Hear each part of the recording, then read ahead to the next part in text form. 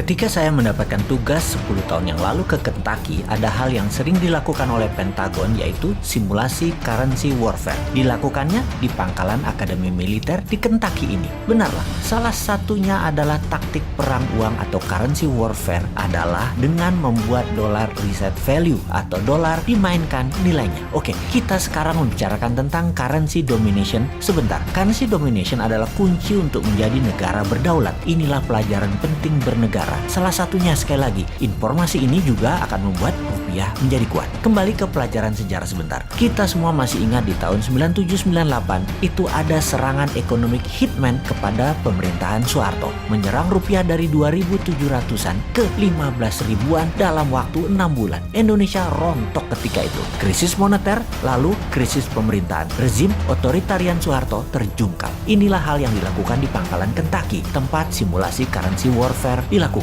Anda seperti saya kala itu akan tegang bagaimana simulasi yang mereka lakukan ini semua dengan perhitungan matematik yang rinci, detail, dan jelimet. Mereka melakukannya sekali lagi yang namanya dollar reset value. Simulasinya banyak ragam, dimana ketika saya hadir waktu itu mereka mensimulasikannya adalah mereka menaikkan nilai dolar 30% dari nilai saat ini. Misalnya 1 dolar adalah 14.500 rupiah, dibuat 1 dolar 20.000 rupiah. Jadi Indonesia yang memiliki hutang dalam dolar sekitar 450 billion dolar atau sekitar 6.000 triliun rupiah mendadak dalam sekejap hutangnya jadi 9.000 triliun rupiah. Bangkrut itu pemerintah dalam seketika kalau hal itu dilakukan, yaitu dolar nilainya dinaikkan 30%. Lalu dalam layar simulasi ada nilai currency dolar terhadap 190 negara di dunia. Dilihat apa yang terjadi, bagaimana dengan negara Singapura, bagaimana dengan Jepang, bagaimana dengan negara Eropa, bagaimana dengan Tiongkok, dan lain sebagainya. Menariknya, ketika dolar dinaikkan 30%, Tiongkok tidak rubuh. Cadangan devisa mereka walau ada dolar, namun gold di Tiongkok kuat dan banyak. Juga yuan dipakai di beberapa negara mitra mereka membuat Tiongkok kuat. Simulasi kedua, nilai dolar dijatuhkan 50%. Ekspor barang Indonesia dalam dolar jadi hancur. Indonesia rubuh juga. Dalam bahasa Lemhanasnya adalah fail state. Dan hebatnya lagi, Tiongkok tidak rubuh ketika dolar dilemahkan 50%. Simulasi berikutnya yaitu dolar di-cut 80% alias tinggal 20%. Ternyata Tiongkok juga tidak lumpuh. Pokoknya di harga dolar berapapun Tiongkok kuat, bahkan Amerika yang rugi. Menariknya, Indonesia di level turun 20%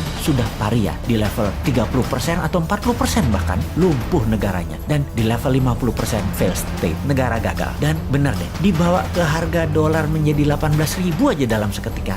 Biar pemerintah Indonesia. Sekedar mengingatkan, yang rubuh pemerintahnya ya, bukan negaranya loh ya. Oke, itu adalah salah satu di antara banyak informasi di Kentucky. Apalagi oleh-oleh dari Kentucky, pangkalan dan akademi militernya keren abis. Tempat latihan fisiknya, latihan baris berbarisnya, latihan jungle survivalnya, pelatih-pelatihnya world class semua. Dan ketika summer, anak-anak remaja digojlok di summer camp, dibuat kekinian pusat pendidikannya. Suara musik, bernyanyi, api unggun, sharing, kegiatan olahraga, hobi, semua berubah menjadi tempat yang seru bagi anak remaja dengan disiplin militer yang tinggi. Masuk pendaftarannya bahkan ngantri sampai berbulan-bulan, dibatasi kepesertaan anggota demi hasil maksimum. Sungguh pengalaman di Kentucky tersebut saya akan bawa ke tim camp kita di Millionaire Teen Bootcamp 2021 ini. Lengkap dengan pelatih anggota pasukan khusus yang memang elit dan terbaik yang melatih anak kita. Juga tim paskibraka nasional yang akan membimbing mereka. Ditambah pelajaran bela negara oleh instruktur Lemhanas. Plus yang Millionaire program oleh Bosman. Selamat bergabung.